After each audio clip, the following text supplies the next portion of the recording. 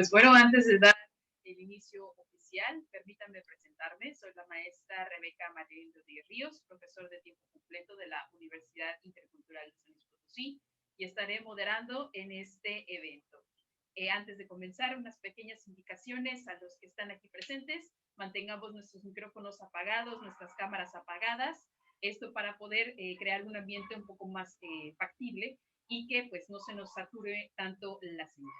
Además, los invitamos a hacer uso del chat si existe alguna pregunta a lo largo de la ponencia de nuestro invitado del día de hoy. Por favor, hacer uso del chat, y si no, pues bueno, al final de la ponencia de nuestro invitado vamos a tener un espacio para discusión, conversaciones, preguntas y respuestas. Entonces, ya dadas las indicaciones, daremos inicio oficialmente a este conversatorio.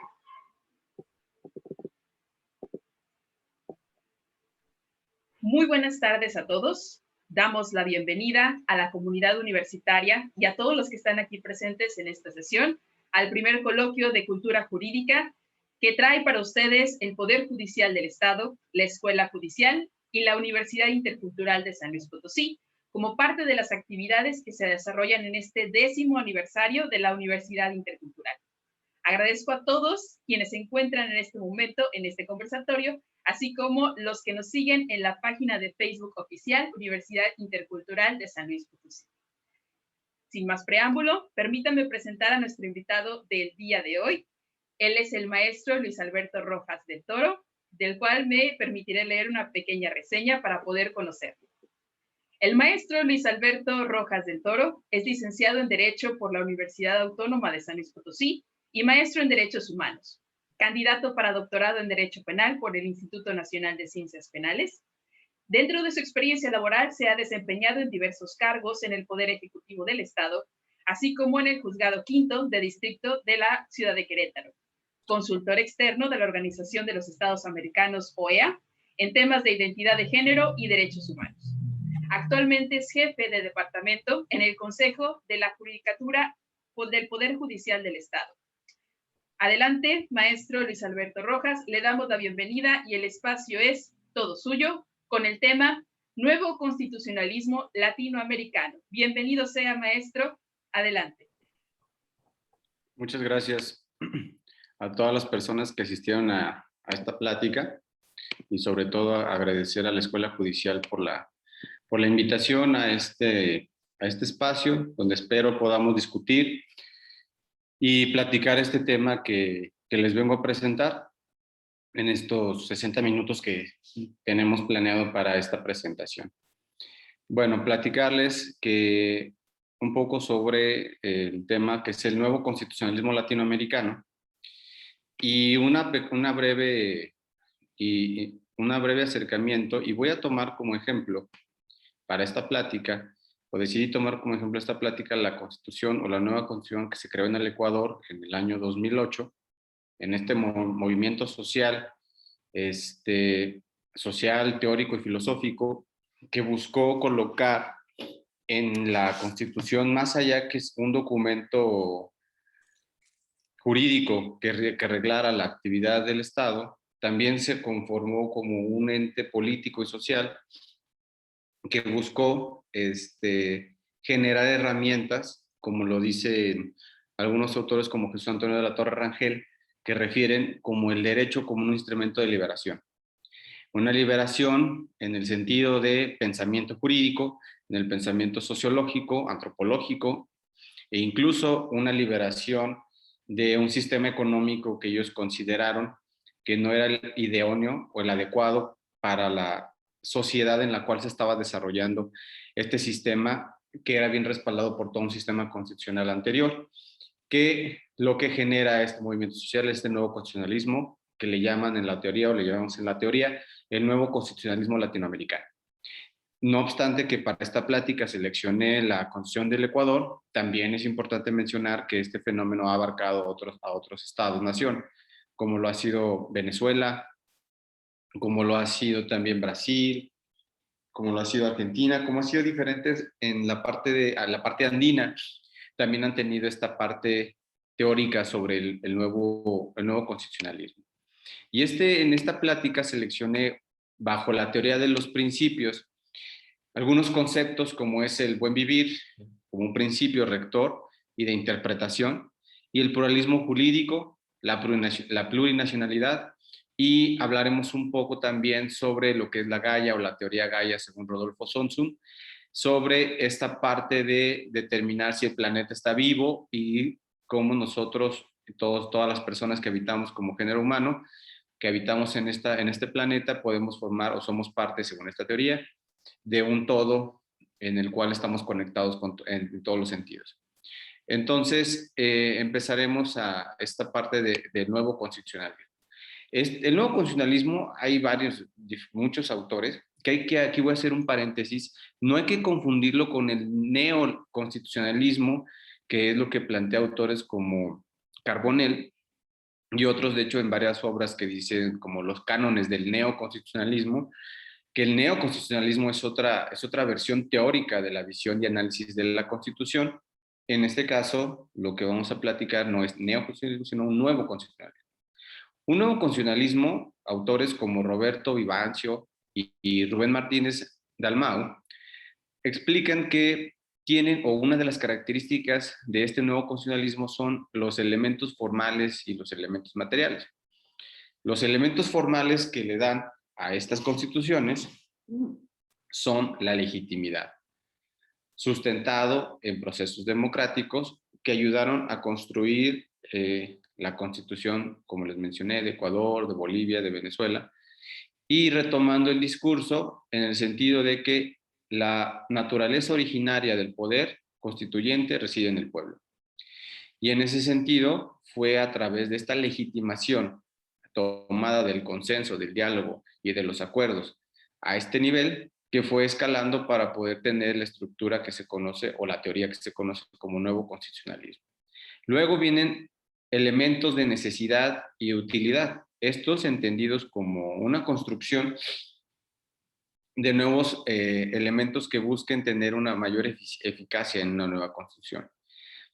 Hablar de elementos de necesidad y utilidad implicaría analizar la cultura de donde se está desarrollando este nuevo proceso, o donde se desarrolla este nuevo proceso, que fue parte de lo que se incluye en la parte de la redacción de este texto constitucional. Y además, otra de las características muy importantes que a mí me llamó mucho la atención, y en específicamente la del Ecuador, que es la que traje el tema el día de hoy, es que es gramaticalmente simple, pero teóricamente compleja. Es decir, el lenguaje en el que está escrita la Constitución del Ecuador es un lenguaje profundamente sencillo, sin perder de vista la parte técnica y teórica y la eficacia que se busca con este cuerpo normativo. Es importante señalar esto porque en constituciones como la de nosotros, que están más apegadas al federalismo norteamericano o a este bloque federalista, la redacción no es tan simple. La lectura no es tan simple y su comprensión aún así también es compleja. Tan es así que nuestra propia norma constitucional ha tenido diversas adiciones y ha tratado de adecuarse. Pero la diferencia que hace esta constitución es su lenguaje muy simple, de verdaderamente simple. Cuando tengan oportunidad valdría la pena darle una revisada, porque establecen un lenguaje que en teoría lo que buscaban es que fuera abierta, que fuera de fácil comprensión, pero siempre cuidando no perder la profundidad de las palabras. En este sentido, lo que se buscó, o la pretensión que se buscó, y teniendo claro, siendo conscientes de que esta parte era una limitación. Carlos Sanín, en una de sus obras, escribe que a veces los textos normativos están encriptados. Es decir, recuerdo mucho, y de hecho él también lo cita en su libro, cita un instrumento, un códice, que es como una película que se llama El Código Da Vinci.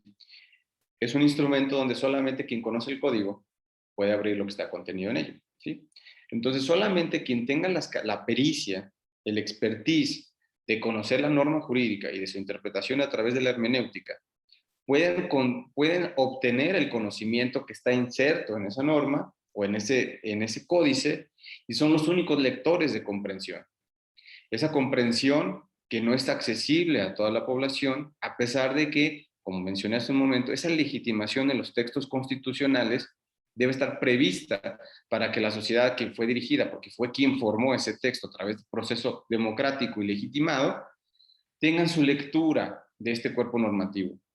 En otros estados-nación no es así, tan es así, que existe la necesidad de peritos en derecho para poder la interpretación o decodificar lo que busca decir la norma. Entonces, ese es un gran trabajo que hace Carlos Sanín, que empieza a describir esa parte. Y otro aspecto que también le agregan a este cuerpo normativo es la rigidez constitucional. Es decir, entendiendo como un texto vivo y que su modificación solamente es exclusiva del poder originario. Con ello busca una legitimidad jurídica y busca la posibilidad de ser más flexible. Es decir, que no sea rígida, o sea, esta rigidez a lo que se refiere, o a lo que me refiero es que la Constitución no sea tan tarde, tan un proceso tan duro de modificación, pero que sí se respeten los procesos democráticos que pueden llevar a su cambio, o a su construcción, o a su modificación. Eso en cuanto a estas partes de los primeros elementos formales. De los elementos materiales, que parten, esta parte del régimen, del antiguo régimen de constituciones débiles, donde para construir la unión entre soberanía y gobierno, era diseñando escenarios y métodos que la voluntad prevalezca la del pueblo. Esto es lo que siempre se ha buscado en estos elementos materiales, sin que haya un intervencionismo del exterior, que es lo que se buscó en estos textos, evitando así la intervención de otros estados-nación que no fuesen convenientes para los intereses de la población a quien va dirigida. Esta población o este grupo social, por llamarlos así, buscó visibilizarlos, es decir, mantener una constante, colocarlos en el centro como existencia, como grupos que han estado ahí, que sistemáticamente han sido ocultados o invisibilizados en la construcción geopolítica de cada Estado-nación. Entonces, uno de los principales objetivos del nuevo constitucionalismo es visualizar o visibilizar a estos grupos que han sido invisibilizados para que tengan una postura, para que pasen a primera fila y sean actores continuos y que dejen de ser excluidos de los sistemas jurídicos, para poder adoptar un nivel más apto de dignidad hacia las personas.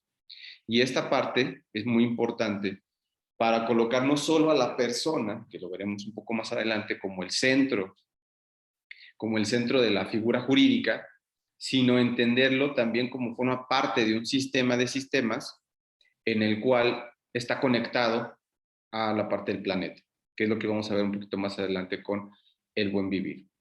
Un elemento que también se buscó resguardar fue la parte de los obstáculos económicos y sociales, que era un gran tema, que es lo que se buscó, y este nuevo constitucionalismo es colocar o impulsar la justicia redistributiva, hasta la protección económica comunitaria, o sea, sin dejar de lado, y esto parece importante, la protección de los recursos de vida y la regulación financiera. ¿Por qué estoy hablando ahorita de recursos de vida? Porque más adelante aportaré lo que el nuevo constitucionalismo, principalmente en Ecuador, habla como recursos de vida, que nosotros conocemos como recursos naturales. En pocas palabras, o a grandes rasgos, el nuevo constitucionalismo lo que buscó fue o buscó atender como principales problemáticas, solucionar la desigualdad social, rescatar la dignidad de los pueblos, además de reconocer la historicidad del derecho, es decir, que el derecho es va construyéndose, va avanzando, nuestra sociedad va cambiando, o sea, no es fijo, no es estático, y el derecho también como parte de una construcción de las luchas sociales, principalmente esas luchas sociales que surgieron con la entrada de las políticas neoliberales en los países del sur, y que sea un proyecto de vida que sea adaptable a la sociedad. En ese sentido, entra uno de los principios y se desarrolla el principio del buen vivir. Este pensamiento teórico y ahora constitucional, en este nuevo constitucionalismo, es visto desde diferentes autores como una corriente opositora a la colonialidad del poder y al extractivismo. Y lo que buscó es proyectar el espacio para discutir soluciones que pongan un alto, o en medida posible una pausa, a la industrialización y el extractivismo, que lo que ha buscado a través de los instrumentos jurídicos es la desregularización de los mismos, es decir, brincar obstáculos jurídicos que impidan la extracción o el extractivismo, ¿no? Porque los daños que puede generar el planeta son altos y los costos son demasiados costos, hablando en términos de recursos de vida, que podrían generar un factor que puede en riesgo la propia existencia humana. Y eso porque siempre ha buscado, o los sistemas anteriores al nuevo constitucionalismo, eran muy importante, uno de los principales principios que buscaban regirlo, o rigen, son las leyes del mercado. Ese es una aproximación de cómo es que se va gestando esto del buen vivir.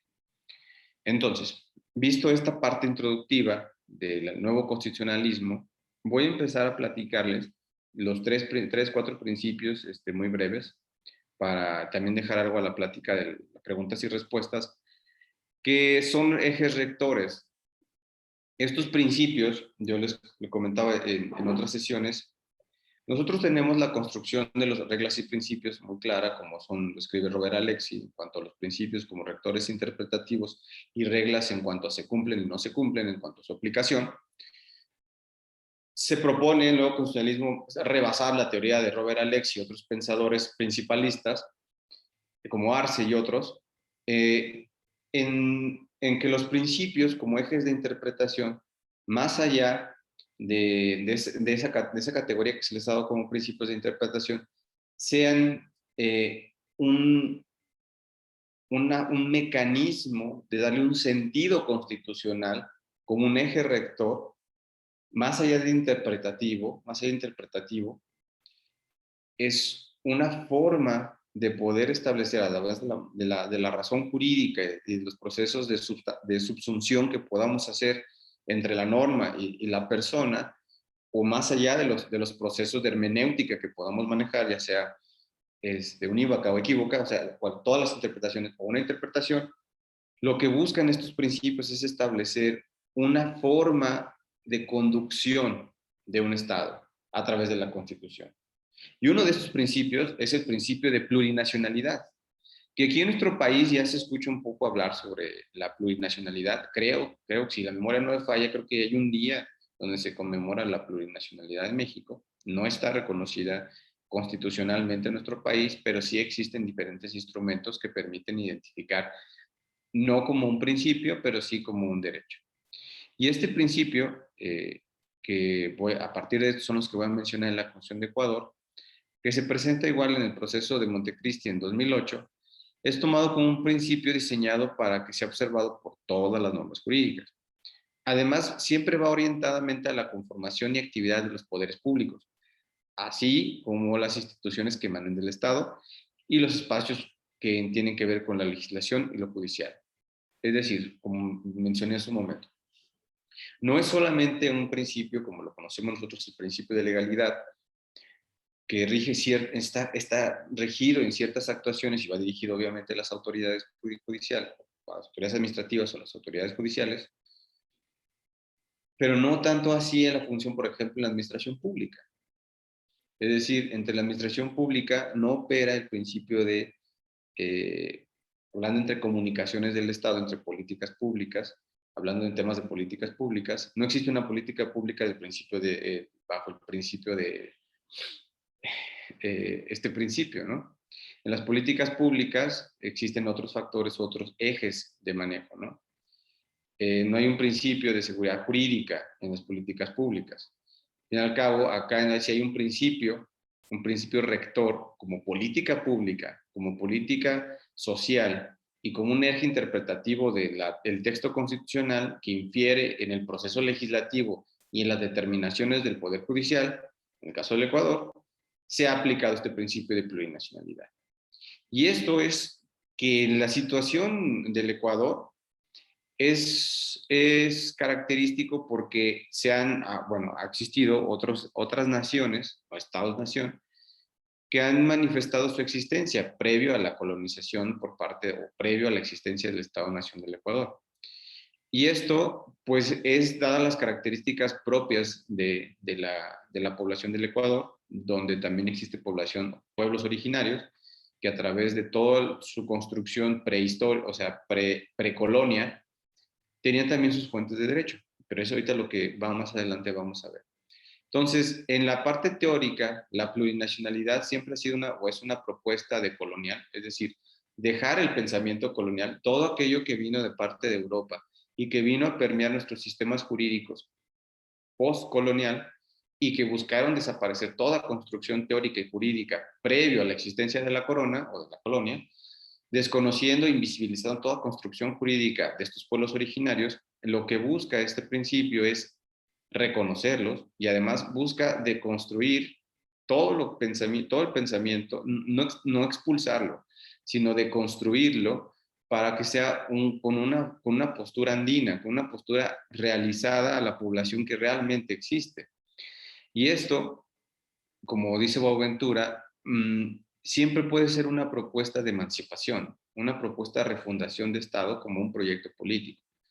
Y este modelo plurinacional, también LASAC lo ha dicho, puede ser visto, yo consideraría, hasta como tres ejes. Como una emergencia postcolonia, es decir, que el Estado reivindica con aquellos sectores que ha invisibilizado y brinda herramientas de participación, es decir, reconoce que ha habido una invisibilización, un rezago, una exclusión incluso, y busca reivindicarlos. Por eso surge esta necesidad como una emergencia después de la colonia, que es donde estamos en este contexto, para generar mecanismos de participación. Y también existen modelos, o también puede ser que surge a partir de los modelos construidos constitucionales, construidos históricamente como nación. Esto es cambiar la manera de ver al Estado tradicional.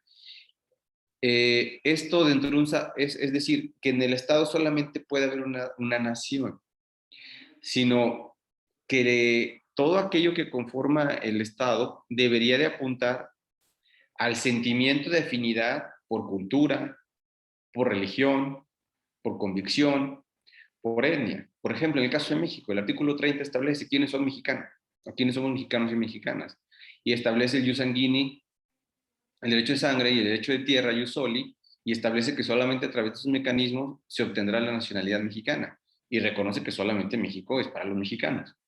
No reconoce como otra nación a los pueblos originarios que, por ejemplo, están en Chiapas.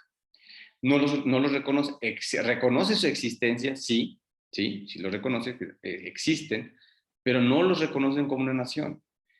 Y esto lo que dice Laza, que es muy importante, porque esta parte, esta obstrucción, que es una obstrucción desde un punto de vista teórica y política, puede o va a seguir generando este rezago, esta expulsión de esta forma o esta nueva forma de repensar el Estado.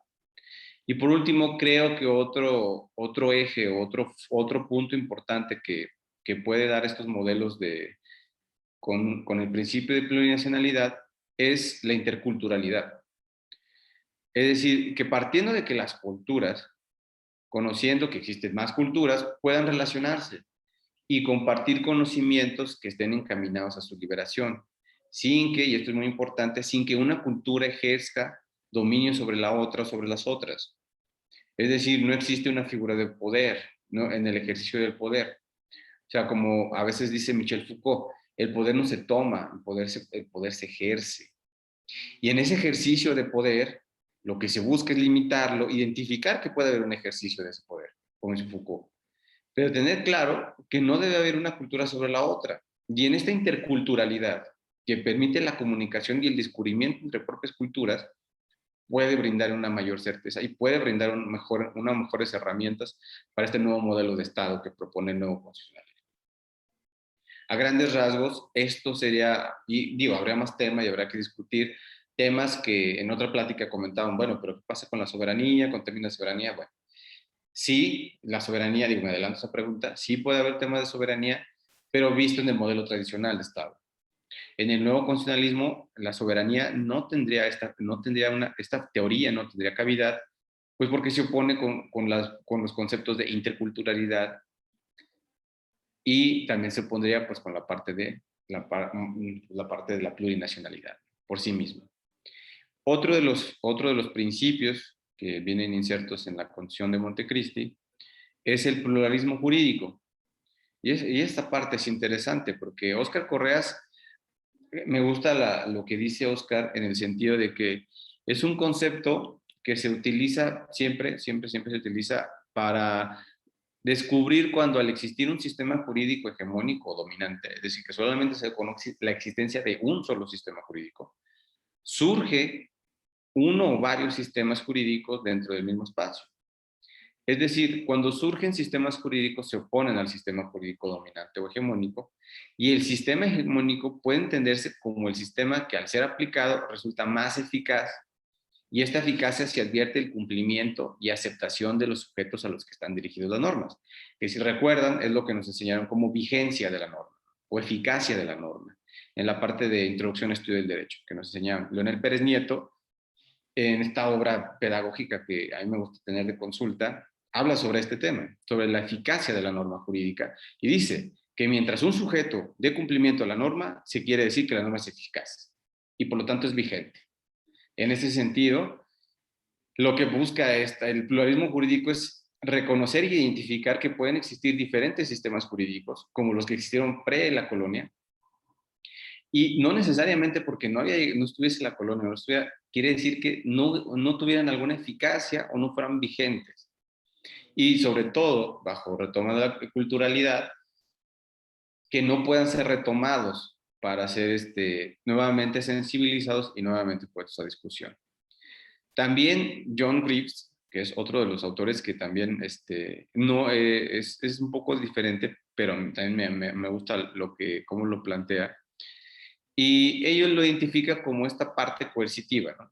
Son aquellas formas coercitivas para hacer cumplir dentro de un campo social y la normativa generada del hecho de la acción social. Y que existe un derecho dominante y que existe un derecho sometido. O sea, siempre para identificar el pluralismo jurídico que a veces emerge, es eso, ¿no? Y en México tenemos también esta parte del pluralismo jurídico. Lo que pasa es con los sistemas tradicionales de los pueblos originales, en sus sistemas jurídicos, existe un sistema hegemónico dominante, o como le llaman usos y costumbres, es un sistema jurídico. Pero ¿qué pasa con esos sistemas jurídicos? Bueno, sí sabemos lo que pasa cuando se oponen con el sistema hegemónico. No están excluidos del sistema hegemónico. El sistema hegemónico determinará, a partir de los propios procesos que le imponen, cuál será su mecanismo de interpretación y su mecanismo de aplicación. Y otra forma de ver esto, como lo dice Wollmer, yo creo que esta es la definición, no definición, sino uno de los conceptos, razonamientos y conclusiones que hace Wollmer en cuanto a decir que son estas múltiples prácticas que se presentan en un mismo espacio político y que surgen a consecuencia de las necesidades existenciales, materiales y culturales. Y esta parte es muy importante, puede o no ser oficial. Wollmer va allá, Carlos Wormek es un pensador de Brasil, y él sí explica esta parte, o sea, no necesariamente tiene que oficializarse la norma, no necesariamente porque no hayas pasado por el proceso que todos conocemos, discusión, aprobación, sanción, publicación, tienen o no su calidad de sistema jurídico. Puede ser considerado un sistema jurídico y habrá que analizarlo en ese sentido, ¿no? Y habrá que analizar los estándares, como bien lo dice, a partir de las necesidades existenciales, materiales y culturales de los pueblos. Y otro ahí que a veces choca con Carlos, lo digo chocan no físicamente, sino chocan teóricamente, pues, de la confrontación de la lectura, es Bobbio. Y Bobbio él lo define desde un parte histórica y dice, bueno, primero hay que hacer un recorrido en dos etapas y establecer que surgen dos etapas. A primera, al nacimiento y al desarrollo histórico del derecho. A través de esta historia jurídica, del historicismo jurídico, señala que los derechos nacen directa o indirectamente del pueblo. Y en segundo, corresponde a su origen institucional o de una estructura creadora del derecho. Es decir, Bobbio, él establece que antes de la creación de Estado-Nación existía legislación, existían sistemas jurídicos, y posterior a la creación de Estado-Nación es otra forma que corresponde, es otra forma de identificar cómo es otra etapa de un sistema jurídico. Pero no quiere decir que a la creación de estas instituciones creadoras de norma jurídica eliminaron estas propuestas, ¿no? Entonces, es la forma de identificar el pluralismo jurídico y lo que permite irlo incluyendo en los textos constitucionales para poder tener una propuesta de texto constitucional.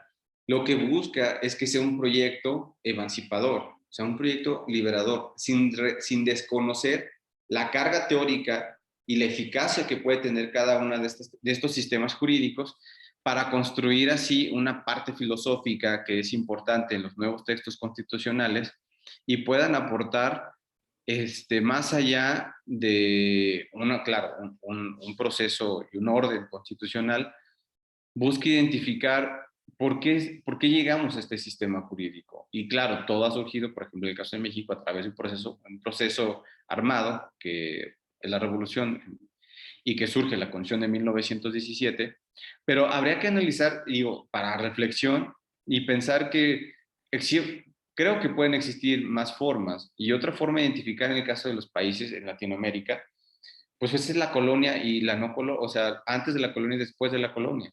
Y esta colonia identificaba a todos los países que fuimos dominados y obligados a cumplir con el sistema jurídico de la colonia. Y luego los que no fueron coloniales, o sea, los países de culturas y tradiciones propias y adoptaron el derecho europeo. Claro que muchas, después de una revolución, continúan sosteniendo parte de algún sistema normativo, pero finalmente, en este caso, los pueblos indígenas sometidos a los que se les reconoce sus normas para que perdure su derecho tradicional. Es decir, es importante identificar, no es lo mismo cómo se construye la Constitución de Estados Unidos que cómo se construye la Constitución de Ecuador. No es lo mismo el proceso de constituyente de México que el proceso constituyente de Bolivia. Y esa parte es importante de definir cuáles países sí fuimos colonizados y cuáles no. Y por eso a veces buscamos en el derecho comparado buscar cierta comparación, pero si no dejamos claro o no tenemos claro que existen diferencias históricas en los textos constitucionales, difícilmente podemos construir una teoría constitucional que permita textos que permitan esta liberación que propone el nuevo constitucionalismo.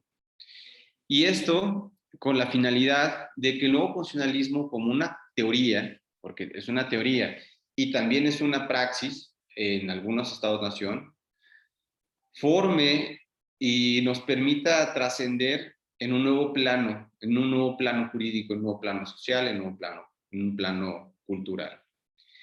Y toda esta discusión, hay uno de los principios que es, desde mi punto de vista, uno de los no más importante, porque todos están en un plano horizontal, pero sí el que aporta bastante carga teórica, y es con el que voy a cerrar estos últimos 20 minutos que tenemos de tiempo, es con el buen vivir.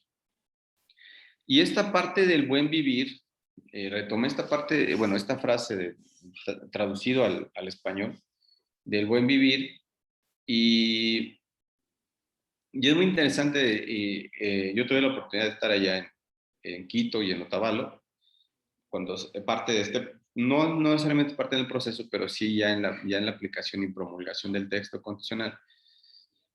Y fue muy importante cómo se fue gestando la parte del buen vivir. Y sobre todo, lo importante es de cómo es que se fue construyendo y pareciera ser que fue una innovación o algo que se gesta en la academia, y la verdad es que no. La verdad es que esto se gesta desde donde, como mencioné en un principio, de la legitimación y como mencioné, del sistema jurídico precolonial. O sea, este es un conocimiento, como le llaman, conocimiento ancestral, o sea, previo de muchísimo más tiempo de la creación del Estado-Nación. Y este concepto, en específico, a mí me llamó bastante la atención. Y esta categoría que permea toda la comunidad andina tiene diferentes formas y tiene diferentes expresiones culturales en diferentes latitudes.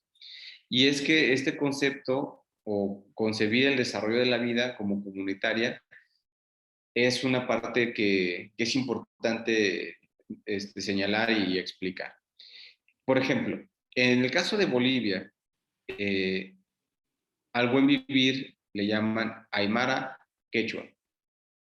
En Bolivia, o sea, de esta visión, o el buen vivir, no necesariamente significa así, pero esta es una acepción, es un concepto, suma esta parte de lo que el summa causai, que es el buen vivir desde el Ecuador, ellos establecen en Bolivia que todo lo que vive es importante y que todo tiene un ciclo.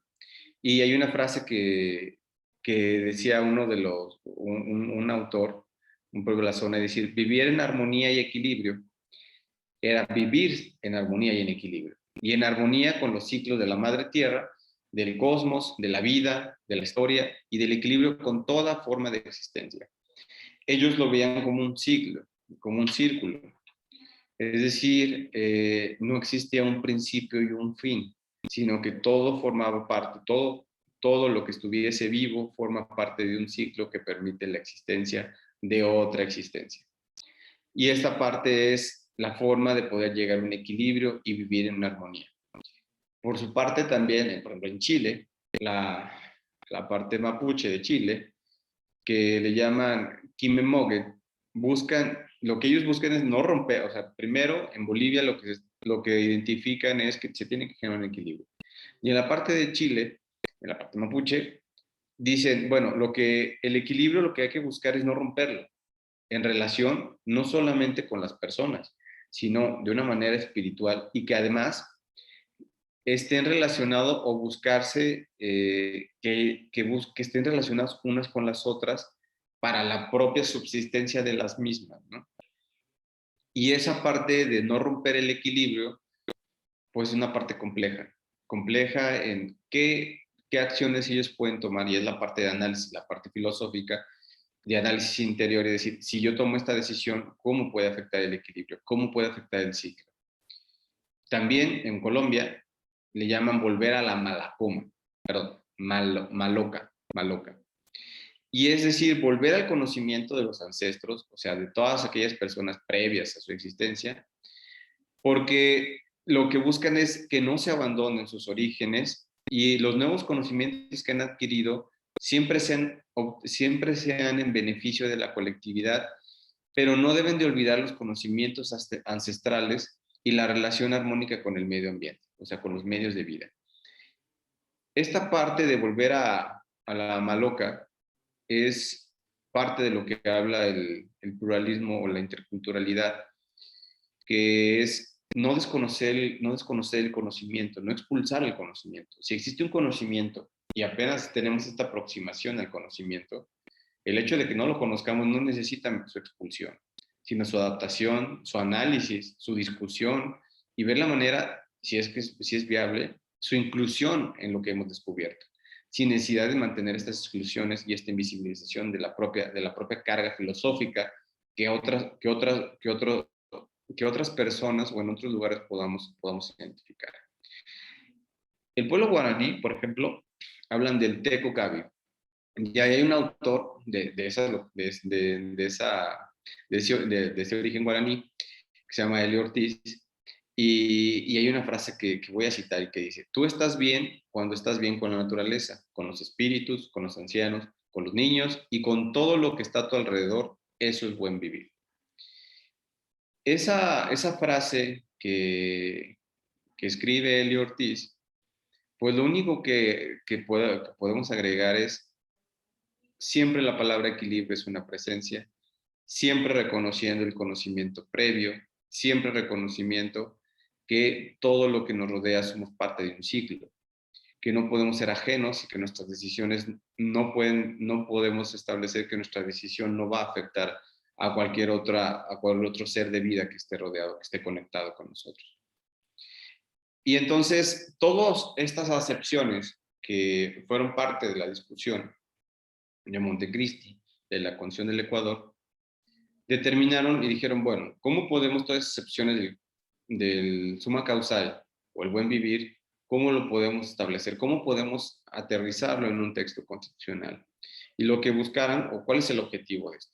Y el objeto fue recoger un planteamiento a partir de la cosmovisión de los pueblos originarios Pero en el texto constitucional no solo se imprime esa visión, sino que integraron, o sea, no es decir, solamente vamos a tomar en cuenta el pueblo originario, sino lo que buscaron fue integrar la necesidad de visibilizar la plena vigencia de los derechos económicos, sociales y culturales para que esas potencialidades y capacidades se desarrollen plenamente. Es decir, no vamos a decir, como hubo un conocimiento que se construyó en la época neoliberal, expulsado. No fue así. No, la verdad es que no fue así. Fue retomar lo que sea útil, lo que sea vigente, lo que pueda ayudar, lo que pueda fomentar la discusión. Y una vez discutido el tema o los temas, cualquier aportación, se da la posibilidad de fusionarlo con el propio pensamiento o con los propios conceptos que se pensaban incluir. Entonces, el buen vivir, visto desde una perspectiva, o desde esta perspectiva, no intentó frenar las actividades económicas. Es decir, no fue decir, no, bueno, como estás en contra del extractivismo, ya no vamos a fomentar estos procesos, estas actividades económicas o comerciales quedan canceladas. No, no, no. Simplemente lo que buscó fue visibilizar aquellas que no alteren las capacidades de los ecosistemas para generarse o autorregenerarse.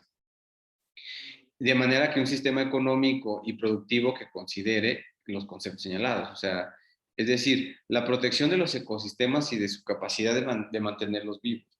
No fue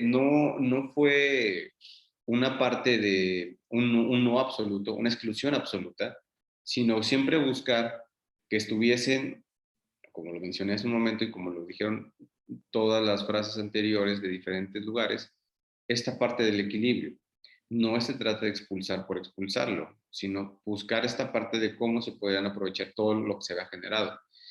Y esta forma de los principios, o esta forma de ver un principio, mm, lo que tenía muy claro, o lo que advertí que tenía muy claro, era mantener un ecosistema saludable, o sea, un lugar donde se gesta vida, donde se da vida, y que esta parte tampoco interfería de manera fatal con el funcionamiento de los sistemas naturales. O sea, cualquier intervención que hubiera de las personas no pusiera en riesgo los ciclos de regeneración. Y así, buscar un punto donde la intervención económica no fuera un obstáculo, ni mucho menos, sino establecer que puede generarse este equilibrio en el texto constitucional y en la parte económica, ¿no? Yo traigo presente mucho el artículo, recuerdo que era por ahí los artículos 70, 69, 71, no traigo cuál, donde señala que la naturaleza es la que produce y realiza la vida y por lo tanto tiene derecho a que se respete íntegramente su existencia y el mantenimiento, en cuanto al mantenimiento y regeneración de sus ciclos vitales, estructura, funcionamientos y procesos evolutivos, entonces había que darle un tratamiento especial, como es el agua.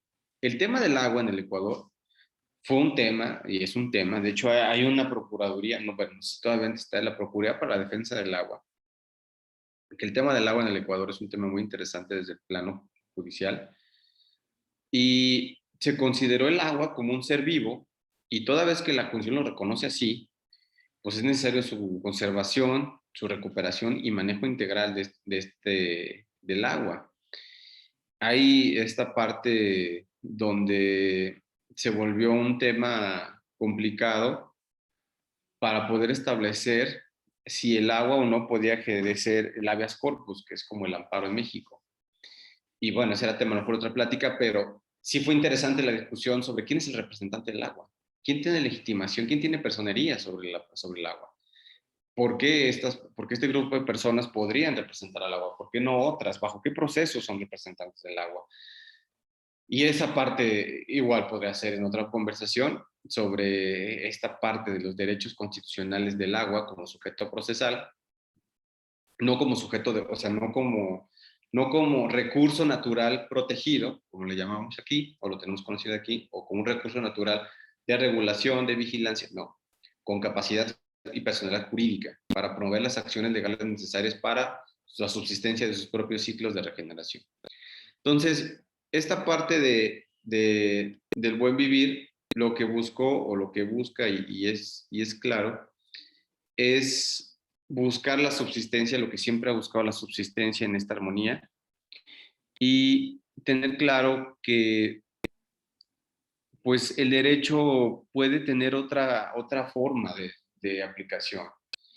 El derecho visto también como para recobrar orígenes sociales, registrar, asumir también una función didáctica, o sea, que el derecho asume esa función, que enseña a las personas normas de comportamiento consigo mismos, con las personas que nos rodean y con todo el medio o todos los ecosistemas que nos rodean. Y que estas normas surjan de esta convivencia, del respeto mutuo, la solidaridad, la comprensión, de la comprensión de la existencia de otros sistemas incluidos sistemas jurídicos y sistemas de vida, o ciclos de vida, que deben tenerse o se pueden entender como ecologías o ecologías del buen vivir, su respeto y comprensión y sobre todo que sean conocidos y que sepan de su existencia y dejar ver el derecho como un medio regulatorio de su extracción o el medio regulatorio de su aprovechamiento, sino que el derecho, desde el punto de vista del nuevo constitucionalismo, no sea una norma rígida e inflexible, sino al contrario, que conlleve contraparte de la obligación, la prudencia, y la reparación en cuanto a cada acto de intervención de la humanidad en el ecosistema, ¿no? También el derecho como una parte, visto el derecho como todo lo que es derecho, tenga una parte en los órganos legislativos y de justicia para que surjan de un consenso social y conviertan en la legislación o en la jurisprudencia las necesidades humanas y naturales de los sistemas naturales como parte de los sistemas subjetivos y lo objetivo, de lo individual y de lo colectivo, de tener presente todas estas excepciones para que entonces el Estado y sociedad civil puedan interactuar armónicamente tomando en cuenta que la creatividad surgirán siempre, o sea, siempre considerando que toda la creatividad judicial, legislativa, surgirá siempre de la población civil. Y esa parte fue uno de lo que permitió llegar a este consenso, a esta discusión sobre cómo llevar la parte del buen vivir a un texto constitucional.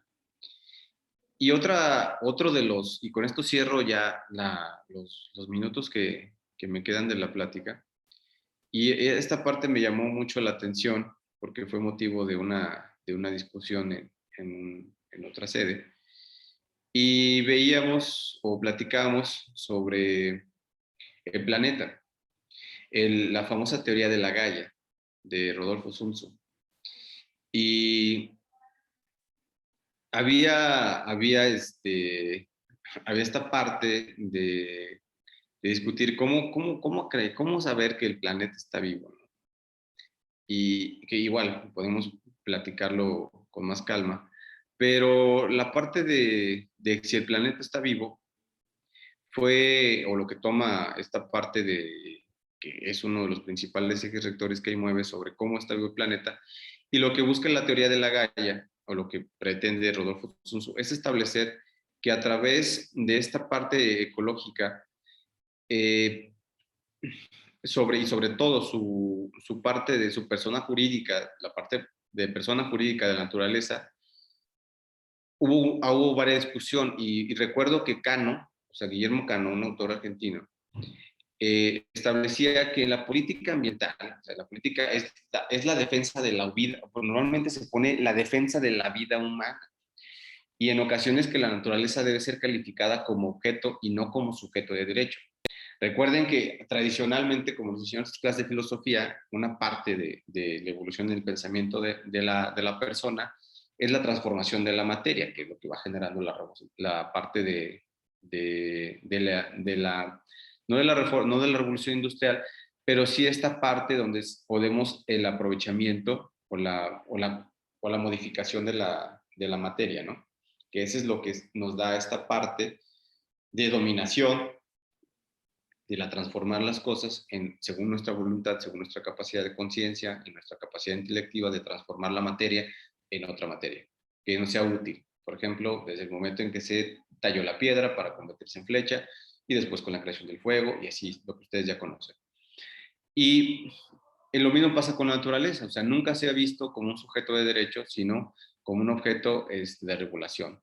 Y esta parte habría que, hay una parte donde se podría más profundizar y una de las partes que habla Cano es cómo no es posible ver que si no existiese un planeta donde vivir, pues dónde existiríamos las personas, ¿no? Y en ese sentido lo reduce o lo amplía para poder establecer de que sin este ecosistema en el que nos desarrollamos, pues no podría existir la vida, ni mucho menos la vida jurídica. Por eso también ingresó esa discusión en el mismo tenor un autor que se llama Rudolf Bonn y habla sobre, en otro libro que se llama El espíritu del derecho romano, y ahí explica esta parte, o lo traemos muy claro, sobre los derechos subjetivos, estas partes que son intereses jurídicos protegidos, que sostienen el goce, el interés y el primer elemento del derecho, que son los elementos materiales, que es la personalidad, la libertad, el honor, el lazo de la familia, ¿no? Que esto va muy pegado a la tradición del derecho privado, incluyendo cuando Kelsen dijo que no es posible identificar el derecho subjetivo como un supuesto hecho psicológico, o sea, como sería el interés, pues porque el derecho subjetivo sin interés pues, no puede ser dable. Por eso proponía Kelsen eliminar el dualismo entre derecho objetivo y derecho subjetivo. O sea, en pocas palabras, lo que Kelsen decía, pues es que no puede existir el derecho subjetivo porque no existe materialmente, no existe, o sea, no reconoce esta parte subjetiva. Y esta parte de la subjetividad jurídica de la naturaleza tiene mucho sentido desde el punto de vista que una vez que se puede recopilar condiciones de la voluntad y la conciencia, es decir, soy consciente de la existencia de una necesidad de la subsistencia a través del agua, es decir, que sin el acceso a este recurso de vida no subsiste la mía, y sin esa subsistencia no puede ejercer ningún derecho porque no estoy en esa calidad. Lo que hace Rodolfo es, al dotarlo de esa personalidad, se puede garantizar su defensa y se puede garantizar su subsistencia. En esta subjetividad es entender o tratar de desenvolver que dentro de sus propios principios y normas, la naturaleza, al igual que el ser humano, posee una subjetividad que debe de contar con una traducción jurídica, o sea, de una manera de cómo ser planteado. Y esta conexión, o lo aterrizan en la teoría de la y esto es un químico, James Lovelock, donde habla sobre incluso que el planeta puede generar cierta inteligencia, o sea, puede generar cierta forma autónoma de supervivencia. Y en síntesis, esta tesis lo que habla es que la interacción o esta interacción de todos los elementos del planeta producen un resultado mayor que el de todas sus partes. O sea, este mensaje holístico que a menudo va en contra de muchos pensamientos, o sea, o de científicos o de pensadores poco convencionales, se podría interpretar que la Tierra está construida por un sistema hipersensible, con muchísimos sistemas autorreguladores, como la mente humana. Pero en lugar de tratarlo como un mecanismo o como un sistema delicado que debe de mantenerse con especial cuidado, se lo hace con agresividad, o sea, poniéndose en la misma humanidad en peligro extremo. O sea, y desconocer la sensibilidad que puede tener el planeta y más para su subsistencia, es decir, tratar al planeta como si fuera inagotable, como si todos los recursos fuesen eternos, pues llega una gran parte de peligro para la propia existencia, ¿no? Entonces, siempre en esta plática que se llevó o esta discusión que se llevó sobre la personalidad jurídica, sobre el planeta, fue una parte que sí fue discutido para poder establecer derechos como la personalidad jurídica del agua.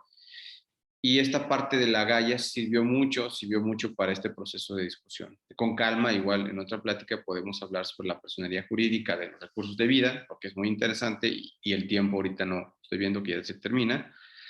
No nos daría el tiempo para esta sesión, pero sí, sí recordar o traigo a recuerdo lo que dijo igual Godfredo, es que la naturaleza, formada especialmente, o sea, la naturaleza siempre debe haber, respetar sus ciclos, respetar su origen, respetar sus procesos, respetar esta parte de sanación que necesita la propia naturaleza o el ecosistema en el que nos encontremos, y darle la posibilidad de que fuese mm, un actor jurídico, y darle esta posibilidad de que fuese sujeto de derecho, ya que la personalidad jurídica, que hoy en día un lugar que tienen en los sistemas legales, es entender esta capacidad que pueden tener los recursos de vida como sujetos de derecho. Entonces, espero que esta plática haya sido eh, para fomentar dudas. No se buscó generar afirmaciones definitivas, al contrario, se buscó aportar elementos a la discusión sobre nuevas teorías del constitucionalismo o la teoría constitucional. Entonces les agradezco a todos, a todas y a todas las personas que están aquí por su atención, por su tiempo y por sus comentarios. Gracias. De mi parte es todo. Muchísimas gracias, maestro Luis Alberto. A partir de este momento abrimos el foro a todos los que están aquí presentes, incluidos las personas que nos están viendo a través de la transmisión por redes sociales, para que envíen sus preguntas. Pueden ser comentarios, e invitamos a los que están aquí reunidos a contextualizar desde la experiencia este conversatorio, este tema que trajo nuestro ponente el día de hoy.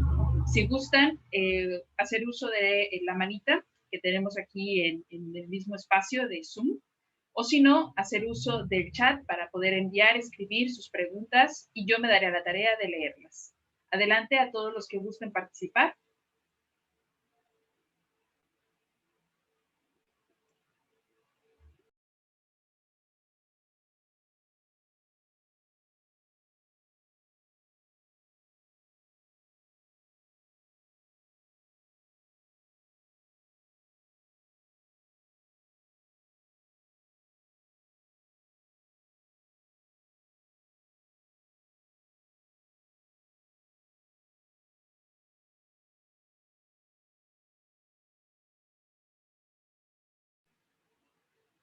Les recordamos a nuestra audiencia de Facebook que pueden hacer uso del chat en vivo para poder enviar sus preguntas, para poder enviar algún mensaje que deseen a nuestro ponente. Estaremos leyéndolo en este conversatorio. A todos los presentes en este espacio, tenemos un espacio para poder conversar acerca del tema que trajo nuestro ponente el día de hoy, desde las experiencias que tenemos en las universidades interculturales. Tenemos por aquí una intervención de nuestra anfitrión. Adelante, por favor. Gracias. Bueno, comentar que así como existe el summa causa y la summa camaña y algunos otros conceptos que nos comentó el maestro Luis Alberto Rojas, casi en cada ontología, en cada pueblo, en cada cultura vamos a encontrar algo similar, ¿no? Entonces en México, por ejemplo, se ha documentado el que le llaman el Lequil Kush Lejal, que es una forma de buen vivir tzotzil, pero en alguna ocasión, en una clase que estuvimos dando al respecto, una chica del pueblo Triqui también comentó que ellos también tenían un concepto, ¿no? Entonces yo me imagino que tal vez, considerando que esta es una plática dirigida hacia profesoras y profesores de la Universidad Intercultural, eh, tal vez pueda ser un ejercicio interesante. Ustedes que tienen acceso directo a las y los estudiantes de los pueblos originarios, como ir haciendo, recabando, conociendo las formas que los pueblos del estado de San Luis Potosí tienen de llamarle a estas formas comunitarias de buen vivir, ¿no? Yo he escuchado de una de mis alumnas un término que es Atahualap, pero no sé exactamente si pueda ser buen vivir. Y así como ese, hay varios otros conceptos, ¿no? Por ejemplo, el concepto Guelaguetza para el pueblo Vinizá, para los zapotecas, es un concepto de cooperación, de colaboración, ¿no? Como tenemos también el concepto de tequio en muchas otras partes del país. Entonces, hacer tal vez la reflexión en que si en Sudamérica han podido documentarse estas concepciones que en realidad se ha logrado entender que no son meras ideas, sino que son conceptos bastante sólidos, basados en años de experiencia en aplicación práctica, también se puede hacer acá, ¿no? También se puede hacer en cualquier lado del mundo, ¿no? Donde existan estos pueblos y de hecho se hace y de hecho hay todo un resurgimiento de estos pueblos, ¿no? Con lo que se conoce como el indianismo, ¿no? O en Estados Unidos, las políticas rojas, ¿no? Entendiendo rojas, un poquito haciendo el juego con la piel roja, ¿no? Eh, Se propone ante el cambio climático una nueva política verde. Los pueblos indígenas de los Estados Unidos se paran y dicen, no, vamos a proponer una política roja, es decir, una política de ellos, ¿no? Entonces, bueno, ustedes están en una posición privilegiada para ir captando estos fenómenos que van ocurriendo en las comunidades, para ir viendo cómo se van apropiando de los discursos y cómo se van reinterpretando sus mismos conceptos, ¿no? Ese sería mi comentario. Muchísimas gracias, maestro David. En este ejercicio tenemos una pregunta que viene directamente de la transmisión de Facebook. Maestro, ¿me permite leerla? Viene de María José Aradillas García. Buena tarde, gracias por la información. Bajo esta concepción, ¿cuál sería la interacción de la interculturalidad en el nuevo constitucionalismo latinoamericano? Adelante, maestro. Bueno, la interconexión o la forma de cómo interactúa la interculturalidad en los sistemas jurídicos andinos es en el reconocimiento a partir de, lo mencionaba, a partir del reconocimiento de la existencia de una cultura, implica el reconocimiento del sistema jurídico. Y en estos sistemas jurídicos pueden convivir diferentes reglas o principios. En esta conversión o en esta sinergia que se puede dar entre diferentes culturas y a través de sus sistemas jurídicos, es como lo puede retomar o lo retoma la Constitución del Ecuador, aplicando diferentes criterios de interpretación. En el Ecuador hay dos diferentes tipos de revisores o de guardianes de la Constitución, si nos queremos verlos así. Está una Corte Constitucional que revisa unos aspectos procesales, está una segunda Corte, una Suprema Corte, en el que puede revisar o revisa aspectos directamente relacionados con estos principios o con estos derechos.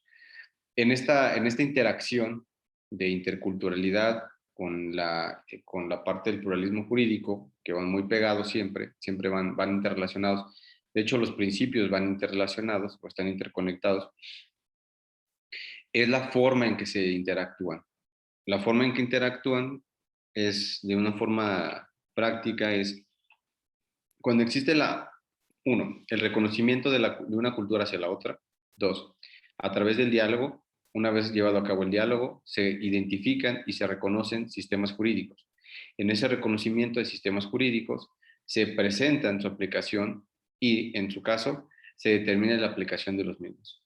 A través de este proceso de diálogo, que es la interculturalidad, y de esta forma en que o de esta forma de comunicación, es como en algunas ocasiones llevan al plano judicial alguna pretensión o alguna acción que pretendan llevar dentro de un proceso o dentro de una política pública, o bien desde cualquier propuesta que surja desde la comunidad, llevarla hacia las instituciones que puedan llevar a cabo estos planteamientos. Ojalá que con esto pueda haber respondido tu pregunta. Muchísimas gracias, maestro. Seguimos abriendo el foro a los demás para seguir con esta contextualización de las experiencias desde la interculturalidad desde los espacios institucionales de la Universidad Intercultural. Invitamos también a nuestro aforo que nos sigue en la transmisión de Facebook Live a hacer uso del chat para cualquier pregunta, comentario hacia nuestro ponente del día de hoy. Me permito hacer una pequeña aportación a este tema, maestro, si me lo permite, contextualizando desde la experiencia que tengo como profesora de la Universidad Intercultural. Es un poco difícil lograr este puente dialógico de manera horizontal y que las personas, más bien los alumnos que vienen de comunidades, hagan valer y hagan validar sus conocimientos y, como bien lo indicaron, su sistema de vida, su buen vivir, ya que, pues bueno, además de que somos un espacio de interculturalidad donde se supone que nuestra prioridad es precisamente tender estos puentes de diálogo, el contexto en sí, ya sea cultural, pues siempre permea, ¿no? Siempre hay una situación en donde va a haber algún tipo de relación de poder, ya sea por contextual, ya sea por cualquier cuestión. Entonces, de mi parte ha sido pues algo difícil tender estos puentes dialógicos de manera horizontal desde mi experiencia.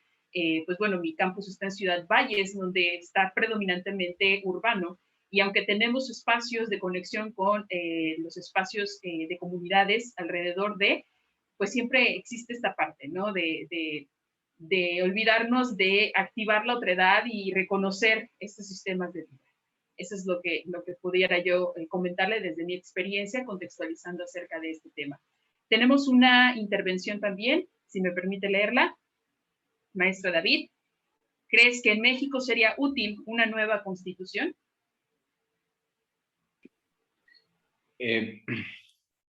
Híjole, es complejo. O sea, no diría un sí absoluto ni un no absoluto. Podría decir, existen las condiciones políticas y sociales, materiales para poder pensar en una nueva constitución. Yo creo que sí. ¿Cómo sería? Digo, pasó en la constitución, digo, y eso derivó de una reforma constitucional que se crea la Ciudad de México como entidad federativa, y no pasó mucho. O sea, se siguió. Claro que hubo derechos, se regularon algunos nuevos derechos, bueno, no nuevos derechos, pero sí diferentes algunas legislaciones locales en plano constitucional, que sí fueron novedosos. Pero si se plantea una nueva constitución, lo digo desde un punto académico y objetivo, si existe de parte del Ejecutivo a nivel federal ya emitió unos lineamientos que a su consideración son formas de conducción en sociedad no coercitivas, es decir, desde la subjetividad, plantea una teoría y un discurso de lo que se busca de la redistribución de la riqueza, de buscar visibilizar a algunos grupos vulnerables en el discurso.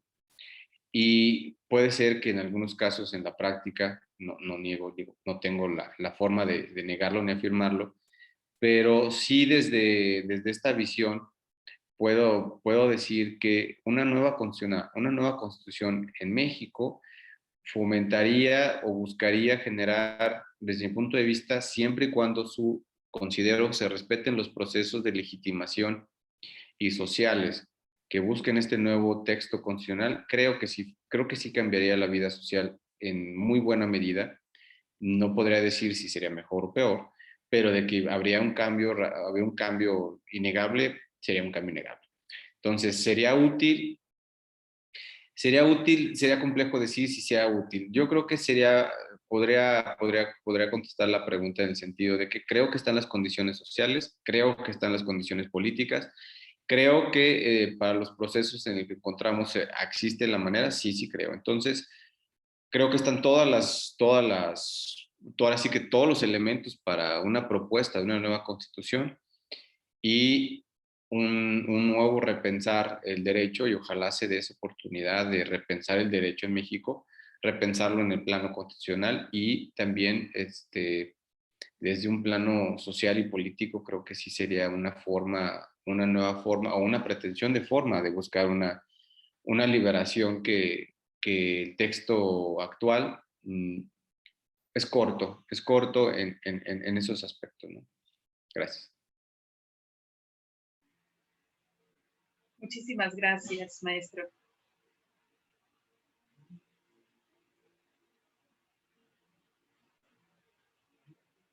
No sé si alguien gusta agregar alguna otra discusión.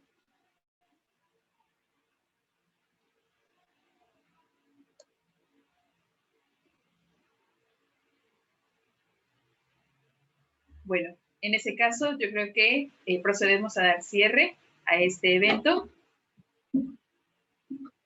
Agradecemos muchísimo la participación del maestro Luis Alberto Rojas del Toro, del Poder Judicial del Estado de San Luis Potosí, así también a la Universidad Intercultural de San Luis Potosí, a nuestra rectora, la doctora Aurora Orduña Correa, por brindar estos espacios y foros que enriquecen a la comunidad universitaria.